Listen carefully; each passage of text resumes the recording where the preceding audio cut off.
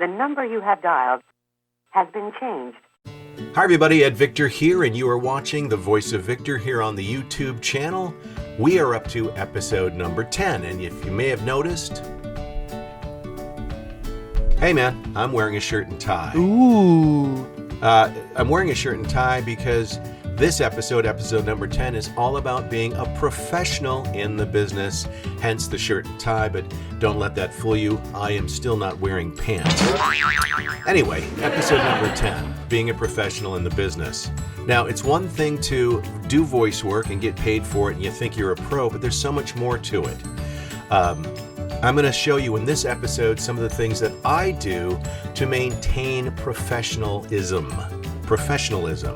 And these are things that you should follow if you want to maintain a career and if you want to maintain clients. Now, the thing about being a professional in the business, first and foremost, is no mistakes. Now, people are paying you for a service, and therefore you need to provide them a finished product that's pristine, okay?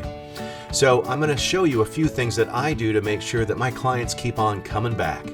And don't forget, as always, we are sponsored by Orlex. And don't forget, if there's something that you need for your studio, go to www.orlex.com. That's orlex.com.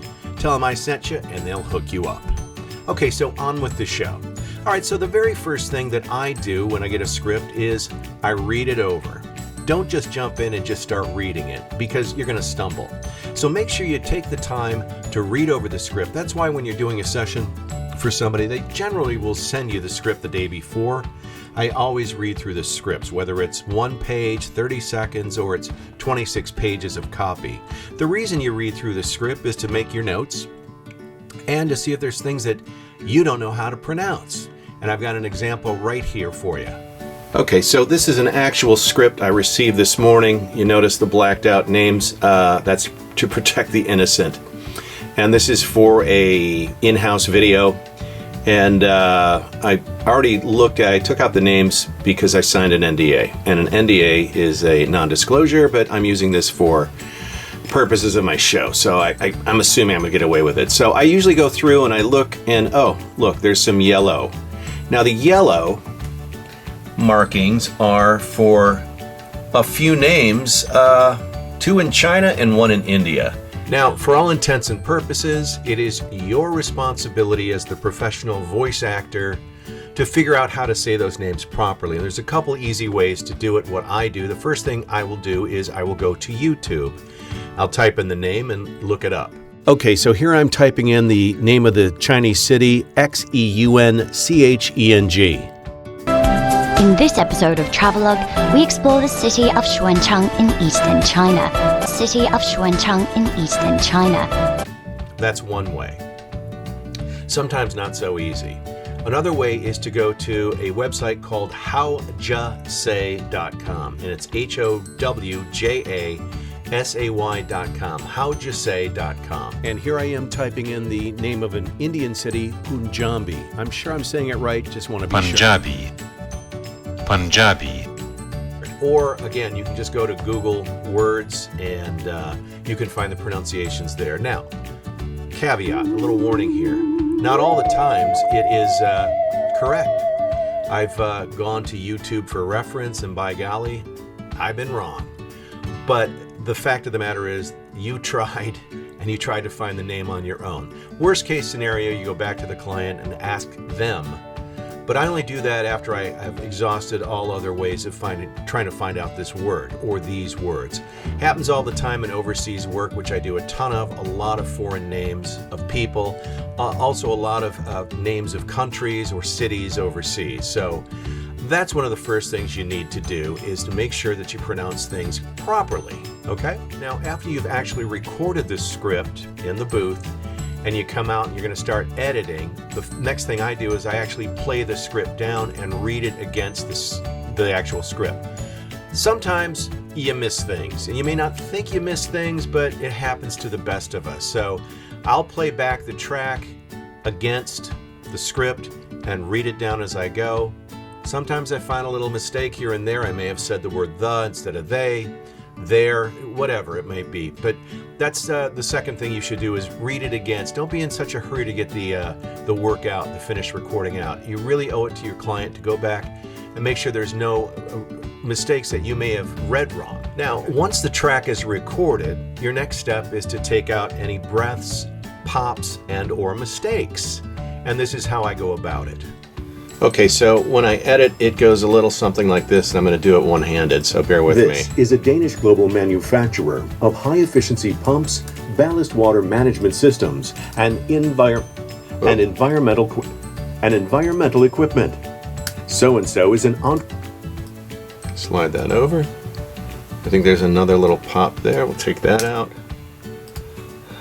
Right. This is a Danish global manufacturer of high-efficiency pumps, ballast water management systems, and environmental equipment. Okay, now this sounds like there's a little clip there. So what we'll do is we'll add a little fade to that action, like so. With systems and environmental Much equipment. better. So-and-so is an entrepreneurial company developing a constant stream of sustainable innovations. Slide that over. Developing a constant stream of Mistake. sustainable innovations. Move over. So-and-so developing a constant stream of sustainable innovations. You get the idea. So once that's done, go back and let's piece it together. Hit consolidate clip. Bingo. Now let's listen down. So when I listen down this time, I'm going to read it. I'm going to listen down against the script. Okay? Make sure it reads right. This is a Danish global manufacturer of high-efficiency pumps, ballast water management systems, and environmental equipment. And you can see it's exact. Okay? Some good tips. Now, whenever you do a session, make sure you are on time. Not only on time, be before time. Okay? Don't keep your clients waiting ever. Now, I do a lot of work overseas, and there's a lot of time differences, obviously. So, one thing that I rely on is on my phone. You can see the world clock, okay? And it's so easy. It tells you how many hours ahead. Stockholm, Dubai, Singapore. You punch in whoever, and it'll give you the time difference. I do a lot of work in Sydney, Australia, 14 hours ahead. I do a lot of work in Dubai, 8 hours ahead. So make the world clock your friend. Now, if you have a session overseas or anywhere, actually, I keep referring to overseas because, again, like I said, there's a lot of work for me over there. Make sure your stuff works. I always, the day before I know I have a session, I test my gear, whether it's ISDN or whether it's Source Connect or whether it's IPDTL. Make sure you run a test before you actually have the session. Source Connect makes it super easy. You can do a mono talkback. You can connect with yourself. Okay, it's real easy to test your Source Connect connection.